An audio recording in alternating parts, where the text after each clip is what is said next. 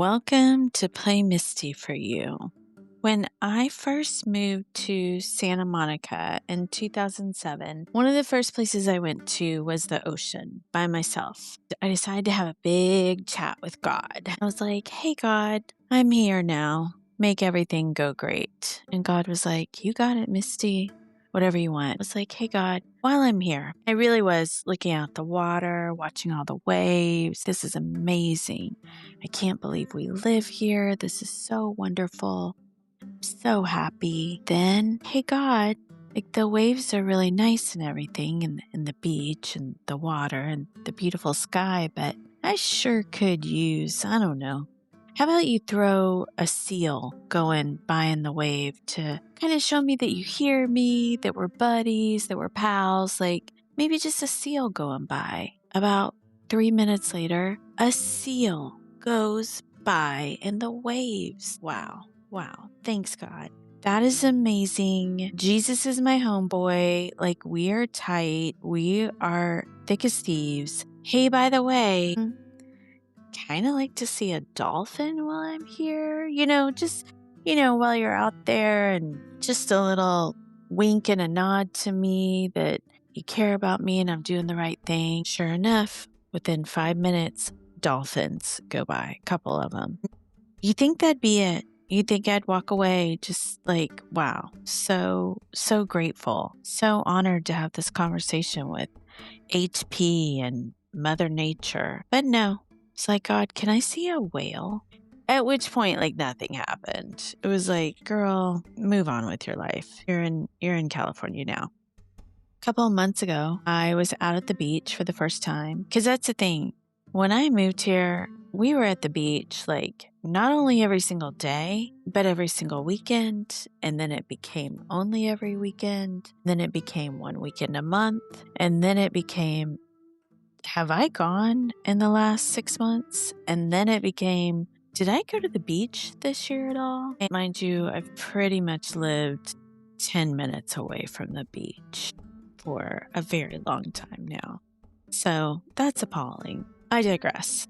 I went a couple of months ago, and I'm standing out there and I'm watching the surfers and I'm having a moment. And I remembered that conversation with me and HP and the seal and that, paid actor dolphins. Hey, God, remember that? Remember when I thought that's how you showed me love?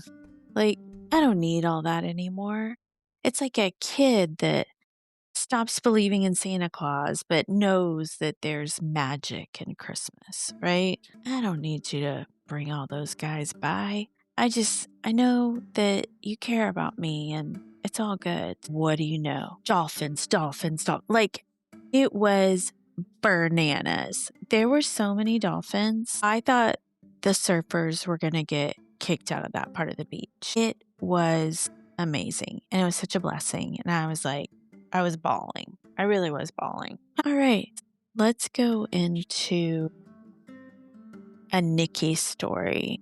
That's Mom, aka she was born Eleanor Hermine Bremkamp, and she used to say she was in 4th grade before she could spell her whole name. Then she went to Paris. My grandpa lived in Paris, and he was stationed there. That's right. That's what you call it. And she changed her name to Nikki. And my grandparents, they were so great to her. They were wonderful to her. She was adopted, and they were really good parents to her. So one of the things that they did was they got her a charm bracelet. And the charm bracelet, everywhere they would go where my grandfather was stationed, they would get her a charm from it. So there was an Eiffel Tower charm. There's a puppy dog charm of one of the dogs they had. There's a charm of the Philippines. There's a charm with a calendar with her birth date on it, calendar with her birthstone on the date of her birthday, and a gold circular with the address of where they lived when they were in Paris. As a child, you can imagine, I was obsessed with this charm bracelet. I mean, anytime she wore it, she had to take it off. So the dog's head moved up and down. Like, it was the most magical trinket.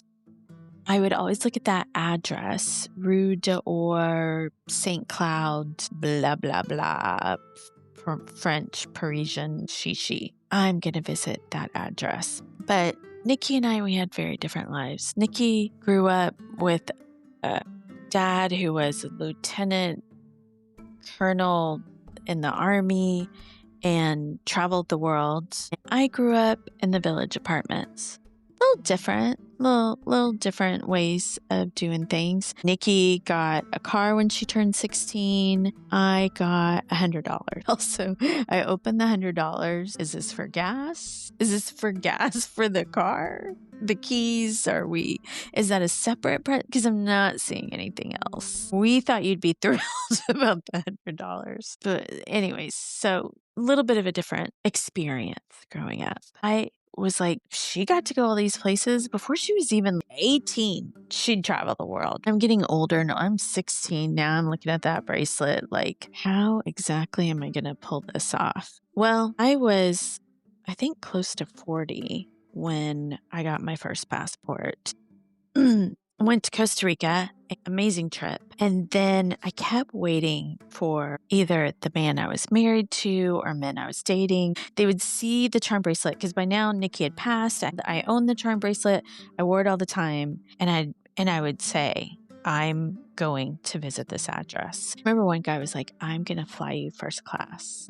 He did not. One day I could fly myself to Paris. And not literally. I don't have my pilot's license yet. I can go to Paris on my own. I don't have to wait for somebody to take me to Paris. I can take me to Paris. That's what I did. It was right towards the end of the COVID. That's how we Parisians pronounce it. And it was like a $300 round trip. I mean, it was something ridiculous. I got this Airbnb and it was in the 16th arrondissement and it was wonderful. I went to go visit the address. It was so magical. So St. Cloud is this little town and it's very close to Paris. The place that she lived, it was like all these big apartments and like there was no way I could actually go up to the door. But I got to go to the building, like each building had its own number. I went on this Sunday and my time was so off because of a little thing called jet lag. But here I am overseas. I wake up at 12:30 p.m. Oh my God, we got to get going with our day. I'm finally here in Paris and I've got to go see this. Bubblegum, pink coat, my hair is I am working the Parisian thing, right? Then I'm like, okay, that was wonderful. Did it. Now let's go get something to eat. Little towns overseas in certain places of the world, they shut down on a Sunday. Everybody should be having lunch it wasn't even lunchtime. It was after that. It was like 2:00 and there were no restaurants open. What? I am walking around that town and mind you, I am dramatic to the core. So Nikki used to say that I would come in from playing outside and be like, Mother, I've skinned my knee. She's like, okay, Theta Bara, which if you don't know who that is, look it up. Dramatic. There I am, just walking the streets, feeling faint. Because, I woke up, I ran out of the house. I got over there. Now, it is time for nourishment. I am walking. And yeah, they shut down. I think I went into one place. You should be with your family at home, which was, the polite French way to be like, please get out of our country. After a few more days, I obliged. I listened to them. All of this to say what, Misty? And the way that these two stories tie into each other would be signs. Looking for signs. Looking for something on the outside that says, it's the pat on the head. One thing about me, man, I love an attagirl. I love a pat on the head. Someone that sees me, acknowledges it, gives me the good job, way to go. Now, do I need that to do a great job? Absolutely not. Absolutely not. Does it help inform me that I'm on the right track? Yes. Yeah. Really, really enjoy those. More of the work I'm doing internally is to give myself the atta girl, to give myself the sign, to not be so reliant on that outside affirmation as I am on the internal affirmation. That my anchor, my source, my care, my protector, my love, my joy, my peace is an internal treasure, an overflowing internal treasure. And that the people who surround my life can add to the treasure, but you can't take away from my treasure. It's just impossible. It's just impossible. No one else has a combination, a key. They ain't got nothing unless I want to give it to them. Unless I want to be like, hey, here's the key to my peace of mind. By all means, take it. Do what you want with it. No. I am a protector of it now. I heard someone say not that long ago in a group setting where this woman was saying, my husband, it's never enough with him. It's never enough. No matter what he does or how supportive he is or how wonderful he is, it's never enough. She was saying that she felt bad saying it, but she was realizing like he can never do enough that makes her feel loved and cared for. I'm thinking, raising my hand, like I have the answer. Of course, I would never, because love is let others voluntarily evolve. Heard that and thought, yeah, whatever it is you're wanting from him, you're not giving to yourself. So she's not giving enough to herself. And it looks like this other person in her life could be adding to her bounty, right?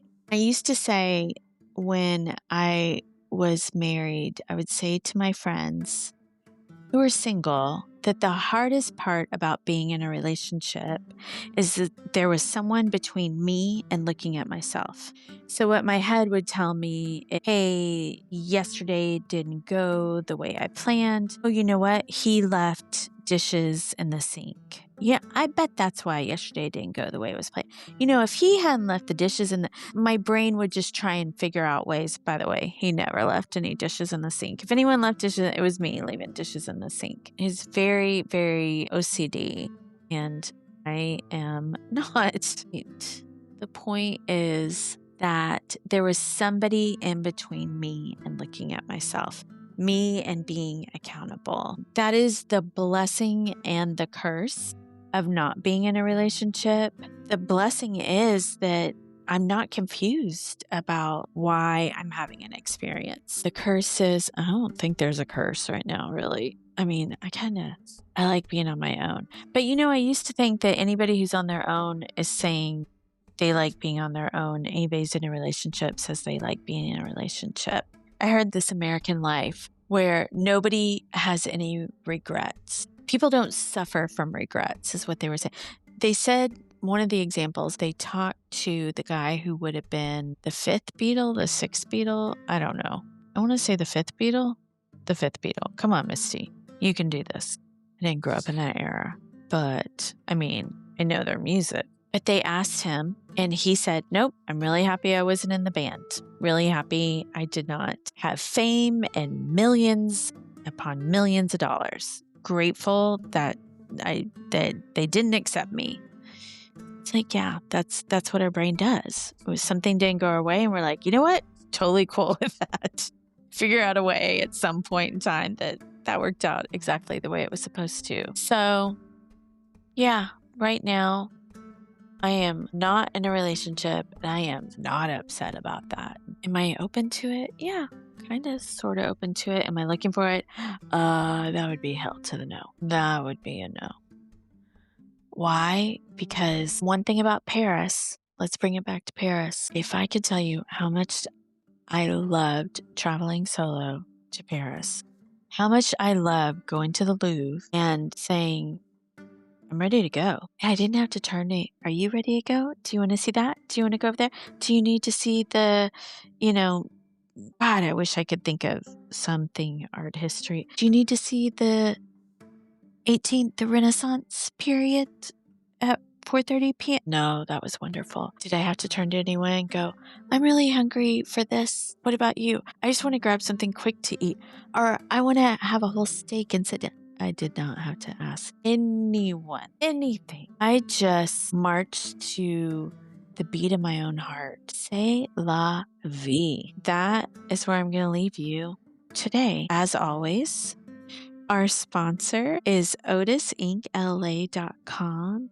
They are the first and only place you should go for all European car parts. Go there right now, OtisIncLA.com, and at checkout, use the code Misty today for an upgrade to a free 2-day shipping for your order, which you can't beat that.